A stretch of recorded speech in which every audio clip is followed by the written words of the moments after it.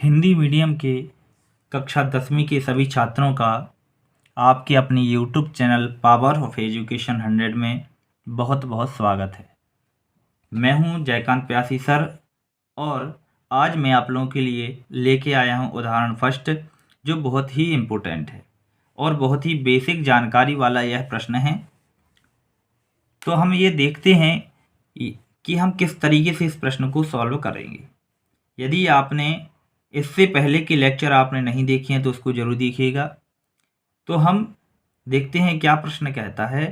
जो उदाहरण फर्स्ट है हमारा, संख्याओं 4 के ऊपर n की घात पर विचार कीजिए जहां n एक प्राकृत संख्या है।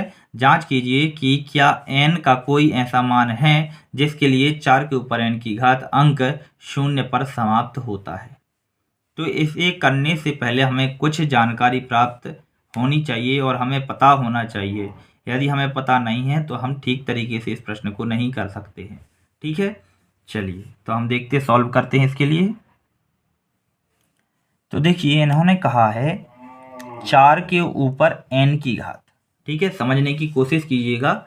4 के ऊपर n की घात का कोई ऐसा मान निकलना चाहिए कि उसका जो लास्ट का पहला अंक है इस साइड का, वो क्या होना चाहिए, 0 होना चाहिए। ठीक है, आप जानते हैं जैसे ये हमने लिख दिया यहाँ पर, मान लीजिए 100, तो ये इकाई अंक कहलाता है। ठीक है, ये दहाई कहलाएगा और ये कहलाता है सैकड़ा। तो ये इनका कहने का मतलब है कि जो इकाई का अंक है हमें क्या आना चाहिए, यहाँ पर 0 आना चाहिए। तो क्या n का कोई ऐसा मान रखना संभव है कि हम ऐसा मान रख दें कि उसका जो इकाई का अंक है वो कितना आ जाए, 0 आ जाए। तो देखिए इसे बहुत ही शांति से समझना पड़ेगा, क्योंकि यदि हम इसे नहीं ठीक से समझेंगे तो ये आपसे नहीं बन सकेगा और इसके बाद जो क्वेश्चन करने वाले हैं वह भी नहीं बनेंगे। तो 4 के ऊपर n की घात बराबर हमें क्या करना है, ऐसा कोई n का मान निकालना है। वो पूछ रहे हैं कि ऐसा मान है या नहीं है जो 0 पर समाप्त हो, मतलब 0 पर समाप्त हो। तो चलिए हम इसके पहले कुछ उदाहरण से समझते हैं। जैसे कि कोई संख्या है 10, तो इसके लास्ट में क्या है, 0 है। 20, 30, 50 हमने ये ले लिया। ठीक है, अब इन्हें समझने की आपको कोशिश करनी है। तो क्या हो जाएगा, इसके जब हम क्या करेंगे, गुणनखंड निकालेंगे। तो यहाँ निकाल के हम देखते हैं इसके गुणनखंड। ठीक है ना, इसके जब गुणनखंड निकालेंगे तो क्या हो जाएगा, यहाँ आप देखिए, यहाँ जब हम इसके गुणनखंड निकालेंगे, 2 पंचे 10, सॉरी ये दिख नहीं रहा होगा, तो यहाँ देखते हैं, यहाँ 10 से निकाला, 2 से, 2 पंचे 10 और यहाँ पर 5 से, तो 5 एकम 5, तो कितना निकल आया, 2 गुणित 5। ठीक है, 2 गुणित 5 बराबर क्या हो जाएगा, 10। अब हमें इसे क्या करना है, 20 करना है। तो 2 गुणित 2 गुणित 5, 5 दूनी 10 और 10 दूनी 20 हो जाएगा। ठीक है, यदि हम 15 की बात करते हैं तो क्या हो जाएगा, सॉरी 30 की बात करते हैं, तो यहाँ पर देखिए ये 30 है। 30 को यदि हम निकालेंगे तो पहले 2 से देंगे तो यहाँ पर कितना आ जाएगा, 15 आ जाएगा। कैसे, 2 एकम 2 बचा 1, 2 पंचे 10। फिर हम 3 से देंगे तो 3 पाँचे 15, फिर यहाँ 5 से देंगे तो 1 बार। तो यहाँ कितना निकल के आया, 2 गुणित 3 गुणित 5। ठीक, यदि हम बात करते हैं किसकी,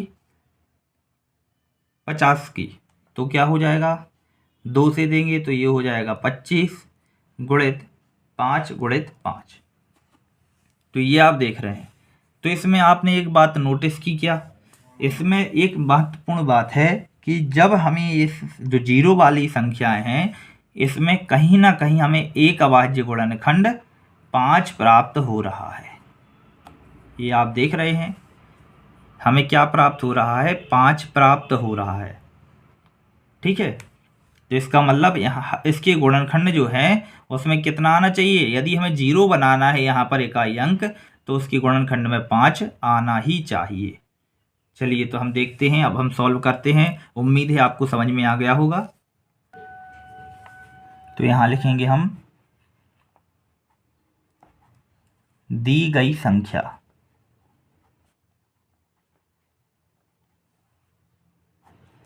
क्या संख्या दी गई है, 4 के ऊपर n की घात। ठीक है, तो 4 को हम क्या सा लिख सकते हैं, 2 गुणित 2, उसके ऊपर कितनी घात, n की घात, और इसको हम लिख सकते हैं 2 के ऊपर 2 की घात और n की घात। तो जब किसी संख्या ऊपर घात रहती है और कोष्ठक लगा के घात होती है तो इनका हो जाता है आपस में गुणा। तो ये हमारा क्या आ जाएगा, ये आ जाएगा 2 के ऊपर 2n की घात। तो क्या यहाँ पर कोई गुणनखंड आया जो 5 हो, नहीं आया है। तो देखिए यहाँ पर हमारा आंसर क्या हो जाएगा, तो देखिए क्या आ जाएगा, यहाँ अभाज्य गुणनखंड 5 नहीं है। देखिए यहाँ पर कोई भी अभाज्य गुणनखंड 5 नहीं है, अतः n का कोई मान ऐसा नहीं है जिसमें संख्या 4n शून्य पर समाप्त हो। ये हमारा क्या हो जाएगा, आंसर हो जाएगा। ठीक है, n का ऐसा कोई भी मान नहीं है, क्योंकि क्यों नहीं है, यहाँ पर 5 गुणनखंड में नहीं आ रहा इसलिए। ठीक है, चलिए उम्मीद करता हूँ आपको समझ में आया होगा।